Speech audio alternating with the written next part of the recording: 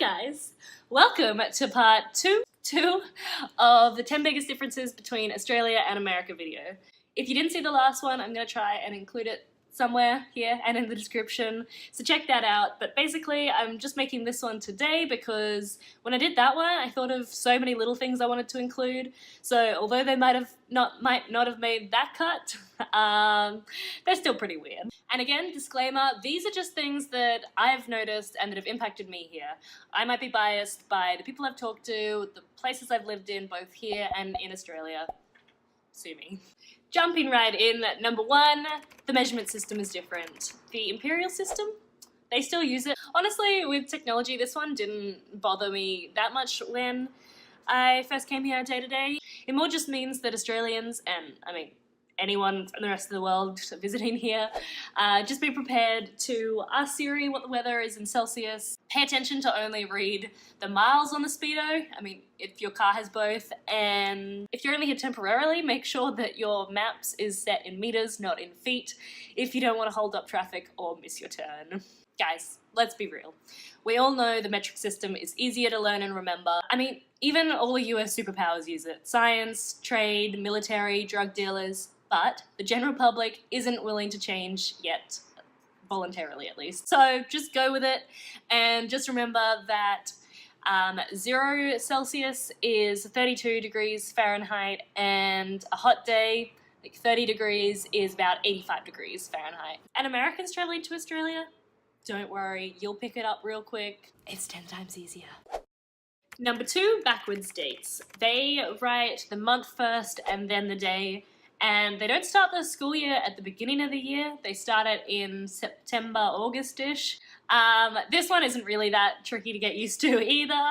Basically, just remember to double check expiry dates and what you write on government forms. The only thing that catches me off guard about this one is the fact that there'll be 2 birth years in a grade at school. So like, you start at 5 or 6 and you graduate at 17 or 18. I think. I don't know. Correct me if I'm wrong. This one still confuses me, to be honest, because I don't know. I think at home there's like such a emphasis on what year you were born and your age. So there's like a big separation, a big divide between grades. It's like a huge deal if somebody dates someone from another grade because they're like clearly older or younger. Whereas I don't know. I feel like that's probably not a thing here if you have different aged people in the same grade anyway. I don't know. You tell me how it works here, Americans. Number 3, the drinking age. In case you didn't know, the drinking age is 18 in Australia and 21 in America. Pretty straightforward difference. But I know I was really worried about this when I was coming to college here. I didn't want to get in trouble. Honestly, I don't know how to put this delicately. It's not that difficult to get around. My friends and I, the boys and girls, yes, we drank beer. I liked beer. Still like beer. I mean, don't get me wrong, it's a huge annoyance and inconvenience, and it's an adjustment if you're used to, if you've been going out to clubs and bars for the past 3 years legally, but it's just that, it's an adjustment. Just throw yourself into the culture and make friends with people who like to do the same thing and are your age, and you're gonna find a way to make it work. Makes me feel young again. Number 4, the drinking water. So full disclosure, this is only just something that has started to affect me. Up until now, I've been drinking the water and it's fine. But a lot of places in the US, people really don't trust the tap water. So when I first moved here, I remember seeing in grocery stores, like full aisles selling trays of bottled water, and I laughed. I was like, why would you pay money for water? Like, it's free. You know water's free, right? But honestly, it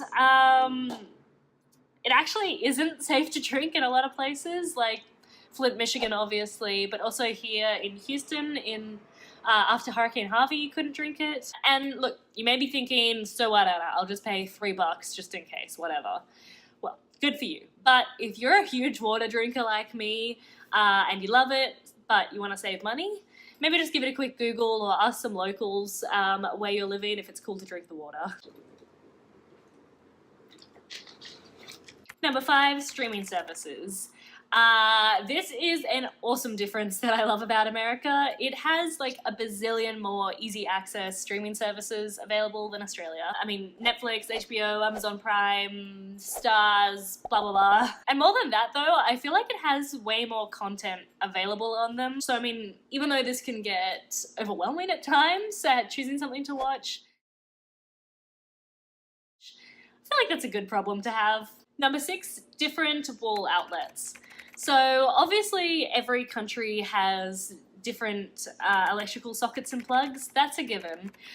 But one thing that I do find a little weird here is the fact that they don't have on-off switches directly on the sockets here.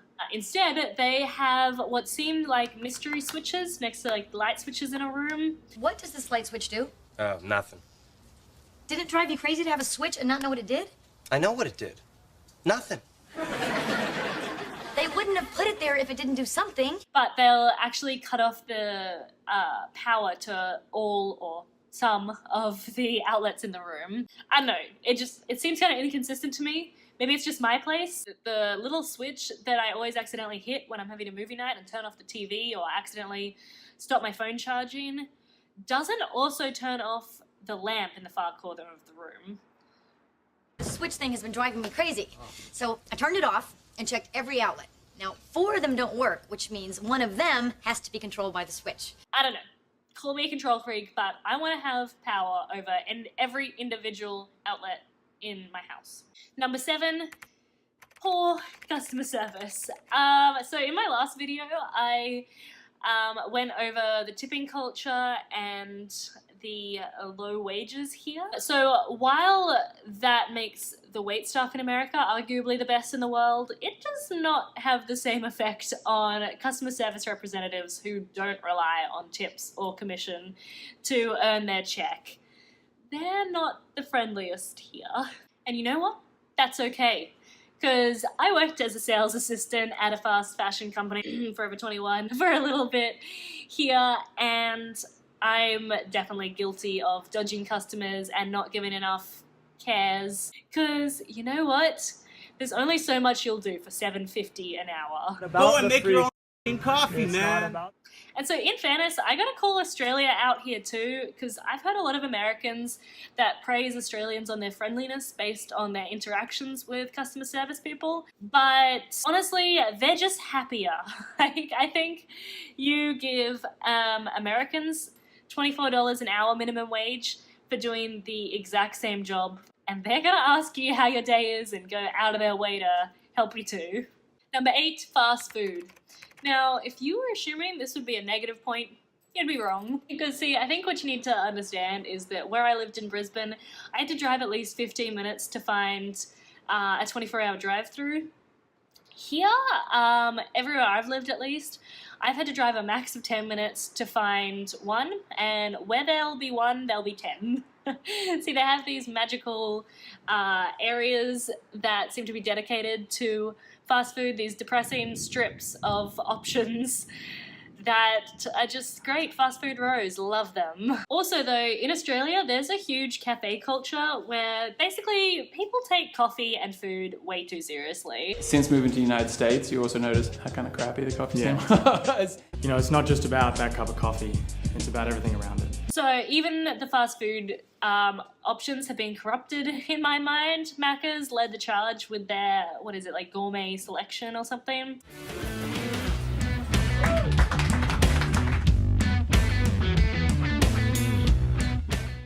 But basically now they all offer healthy options, which is a good thing, but it comes at a price. It costs more, obviously, but it's also more inconvenient and, dare I say, it's healthy.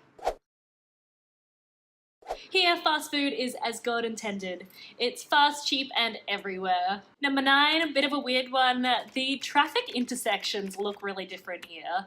This is like kind of a random trivial problem. I guess it's not a problem.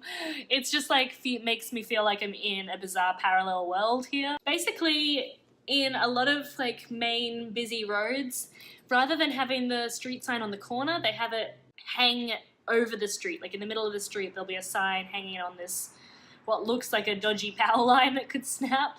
And I don't know, maybe I'm just dumb, but I often get confused still and don't know whether the sign over this street is relating to like the street I'm on or the street going that way.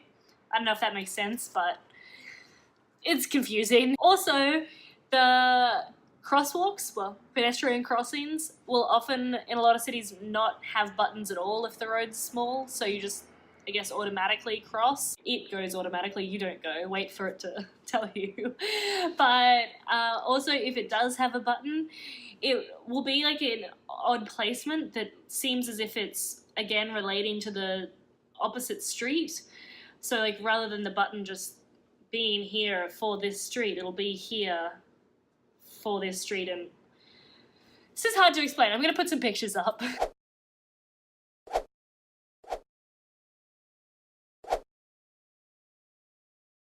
I don't know, it's weird. It's all just a bit slightly different, bit slightly opposite. Number 10, guns. They have them here.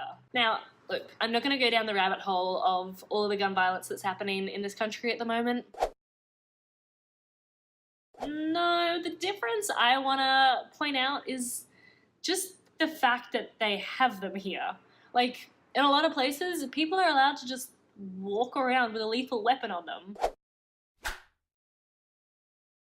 Like, okay, so it's not as if I'm constantly thinking about this or hyper aware that somebody might have one on them, but sometimes I am caught off when I stop and look in a shop window or a bar and I see a sign that you just, I mean, you'd obviously never see at home.